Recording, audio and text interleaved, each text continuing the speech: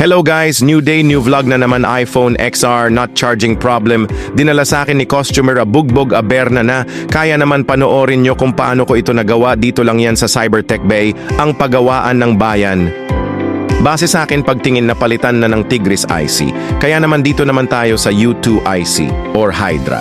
At nakikita ko na silyado pa ang U2 IC. Kaya naman himayin na natin yan.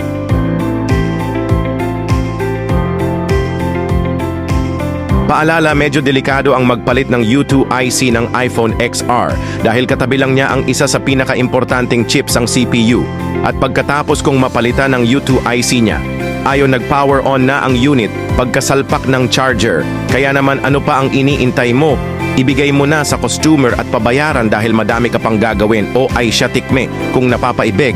Ops, teka lang, wag mo muna swipe up. May tips pa ako sa inyo mga mahal naming customer. Huwag nyo po i-charge ng magdamag ang cellphone nyo kung ayaw nyo na masira agad ang cellphone nyo. Sa bagay, nandito naman kami, madami kaming pyesa. Hehehe, salamat sana, ay may napulot kayong aral.